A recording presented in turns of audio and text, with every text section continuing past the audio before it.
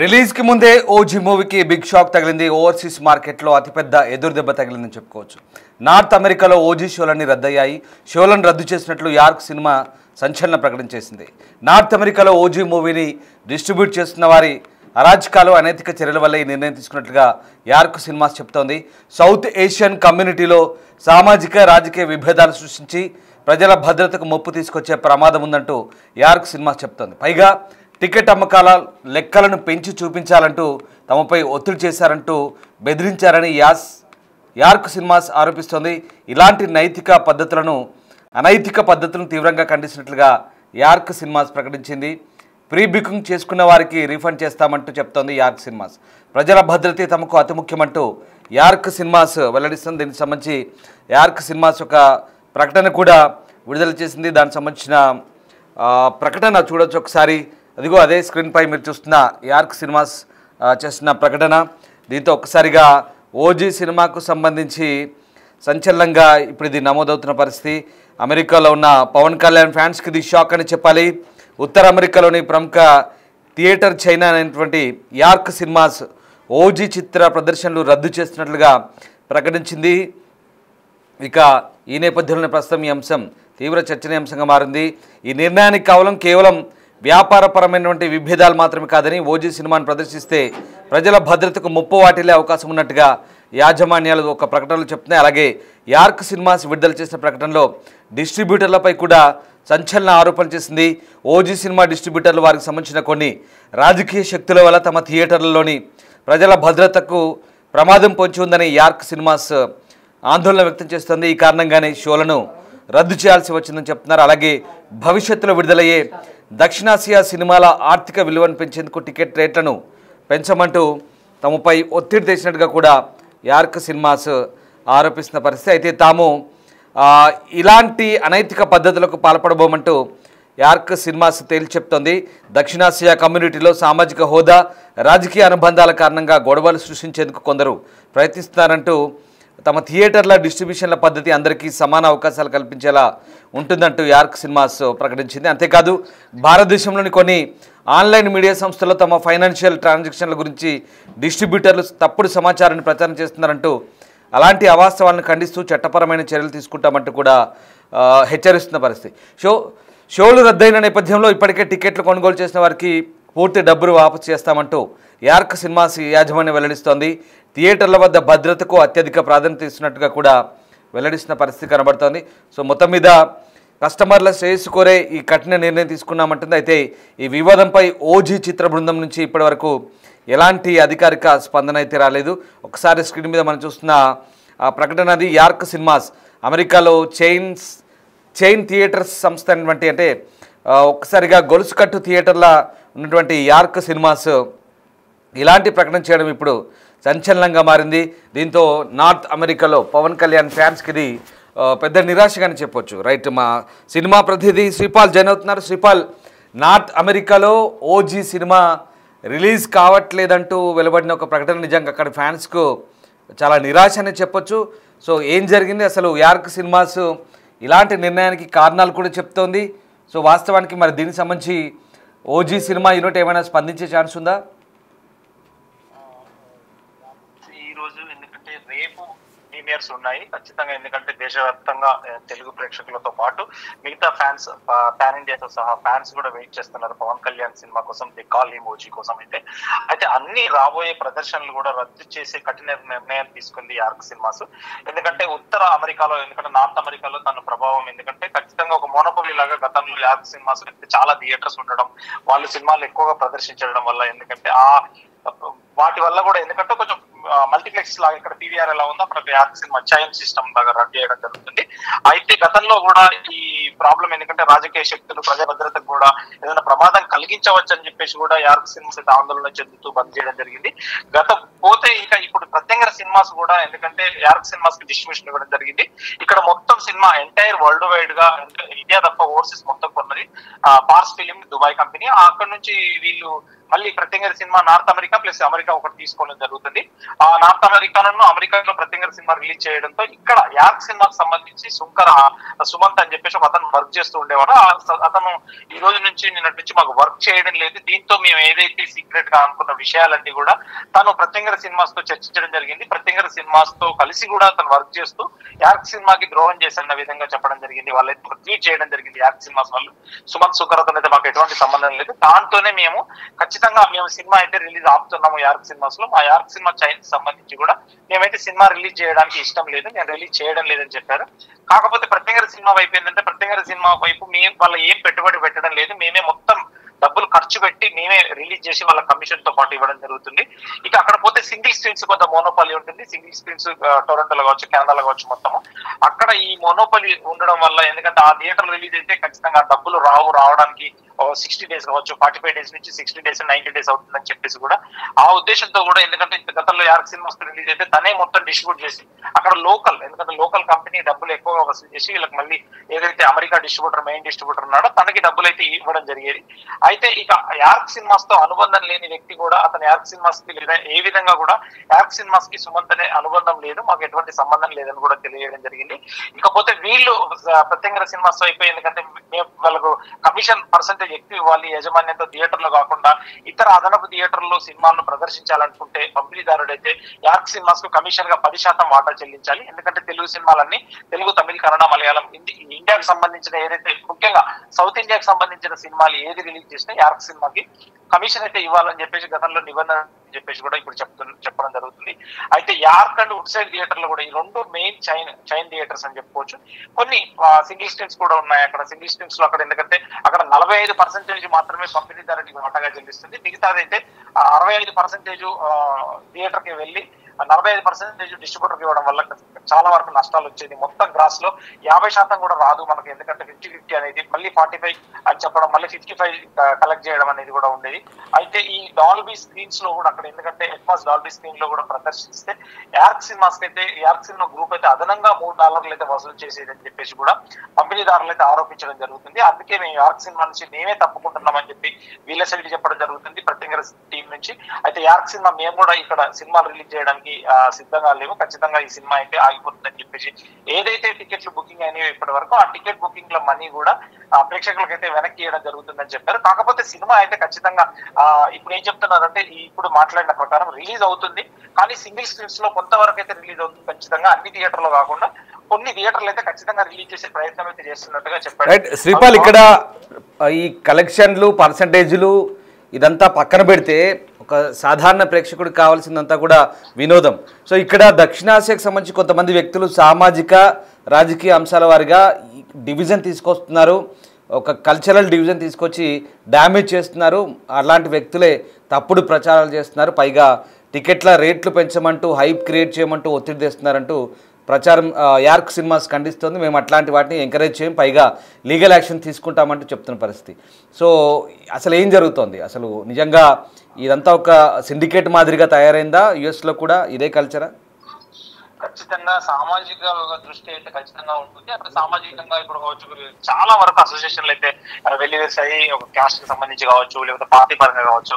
ఈ రెండు పరంగా ఎందుకంటే చాలా ఎందుకంటే ఒక ఫ్యానిజం ఏంటంటే అంటే $1000 పెట్టి కూడా ఒక టికెట్ కొనే పరిస్థితి అయితే ఉంది ఖచ్చితంగా ఆ సినిమాకి. ఎందుకంటే $1000 పెట్టి కూడా సినిమా చూసే ఆలోచన కూడా, ఎందుకంటే ఫ్యానిజం అయితే మన దగ్గర ఉన్న సినిమా పిచ్చి అంటే తెలుగు ప్రేక్షకులకు ఉన్నంత సినిమా పిచ్చి ప్రపంచంలో ఎక్కడ లేదని చెప్పేసి కూడా ప్రూవ్ అయింది. ఇక్కడ చూసినా గానీ సినిమా అయితే మన వాళ్ళు ఎక్కువగా ప్రేమిస్తున్నారు సినిమాని.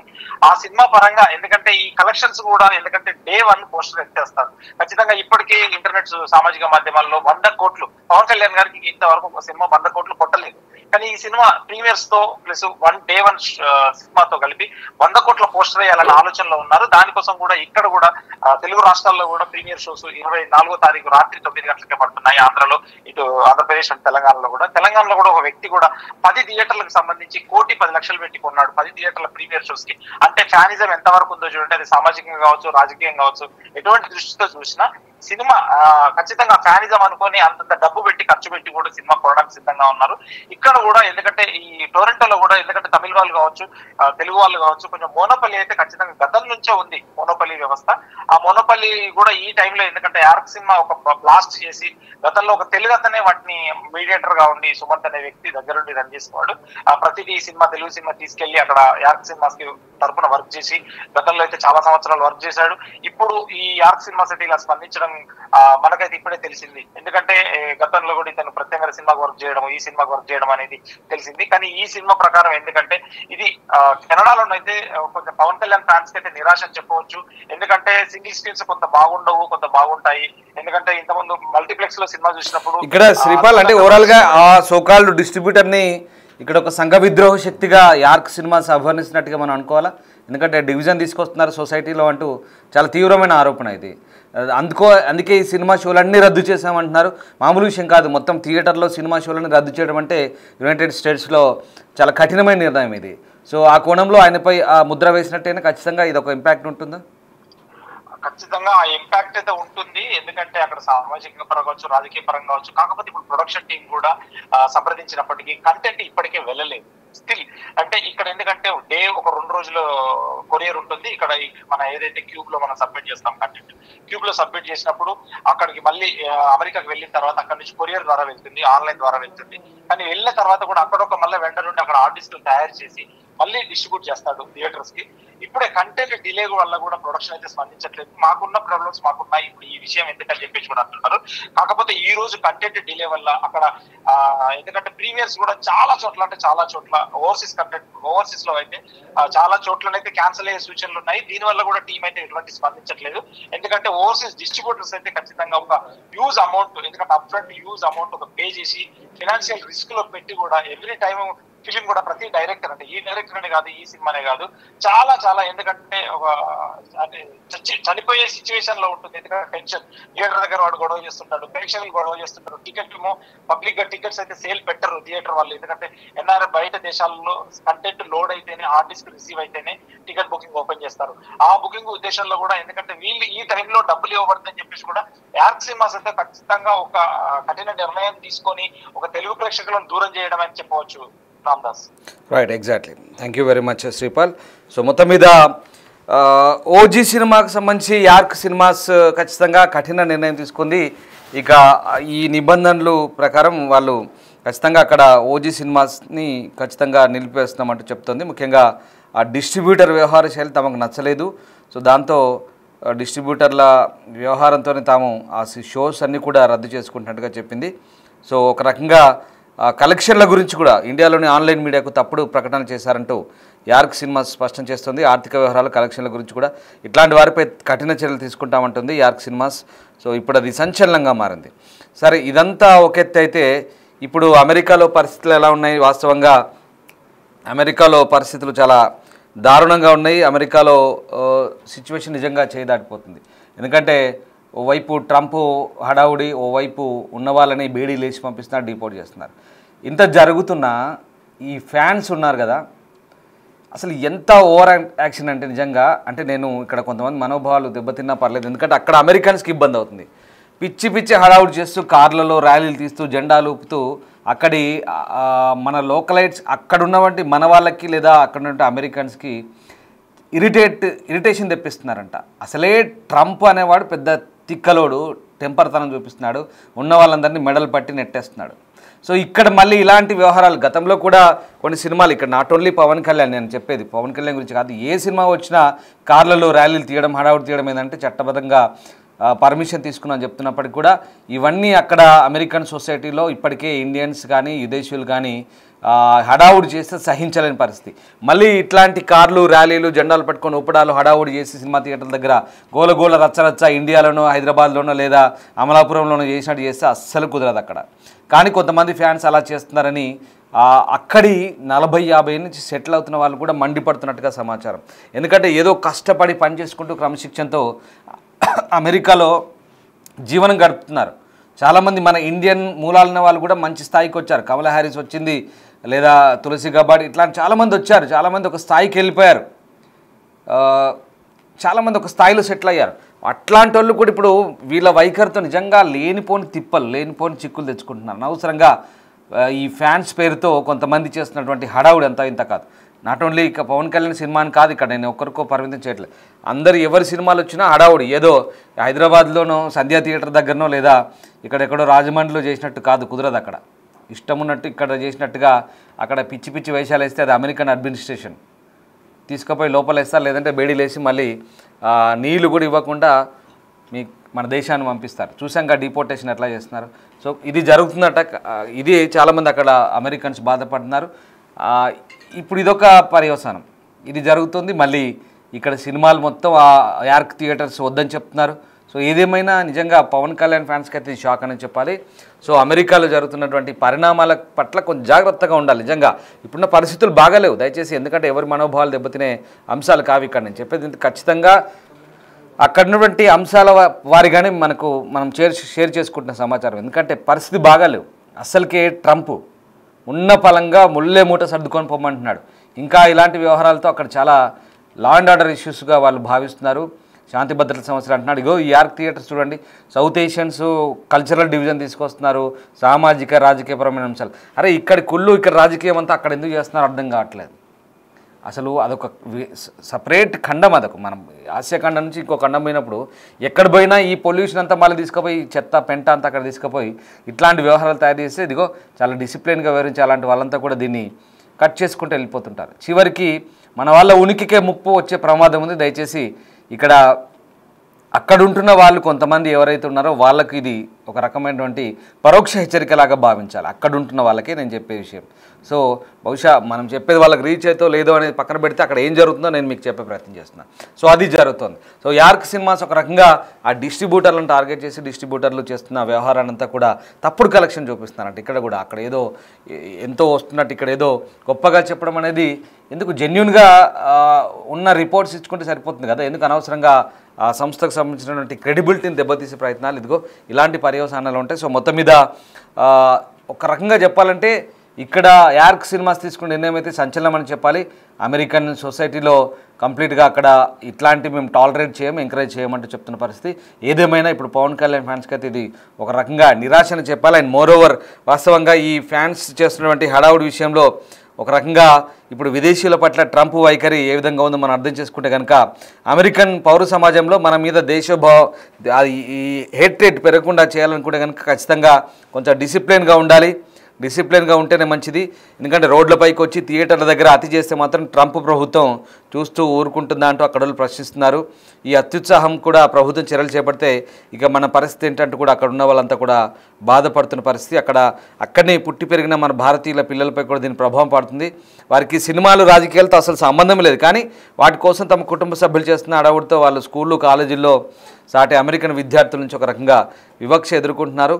ఏ తప్పు చేయనప్పటికీ సాటి విద్యార్థులు తమతో ఎందుకు ఇలా వ్యవహరిస్తున్నారనే ప్రశ్నలకు కూడా వాళ్ళ తల్లిదండ్రులకు సమాధానం చెప్పుకోవాలి. సో ఇక్కడ ఈ అత్యుత్సాహం అస్సలు మంచిది కాదు, భారత ప్రతిష్టకు భంగం కలుగుతుందంటూ కూడా మర్చిపోదంటూ తానా నాటా వంటి సంస్థలు పెద్దలు చొరవ తీసుకొని ఈ సమస్యపై యువతకు మార్గదర్శనం చేస్తే బాగుంటుందంటూ అభిప్రాయం వ్యక్తం చేస్తున్నారు. సో మొత్తం మీద ఏదేమైనా వాస్తవానికి ఇప్పుడు పవన్ కళ్యాణ్ సినిమా అక్కడ ఆపడం ఒక ఎత్తు అయితే ఫ్యాన్స్ గోలా హడావుడి కూడా కొంత ఇండిసిప్లిన్గా ఉందనేది అక్కడ ఉంటున్న వాళ్ళకే ఎఫెక్ట్. దయచేసి గుర్తుపెట్టుకోండి, మీరు మీ ఫ్యామిలీస్తో అక్కడ ఉంటున్నారు, వాళ్ళకే ఎఫెక్ట్ పడుతుంది. అనవసరంగా లేనిపోయిన హడావుడి హంగామా చేయొద్దు.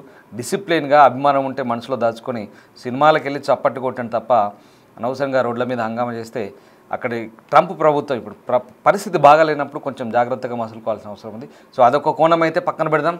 ప్రస్తుతానికి అయితే యార్క్ సినిమాస్ ఒక సంచలన నిర్ణయం తీసుకుంది. మరి దీనిపై సినిమా యూనిట్ ఎలా స్పందిస్తుందో వేచి చూడాల్సింది.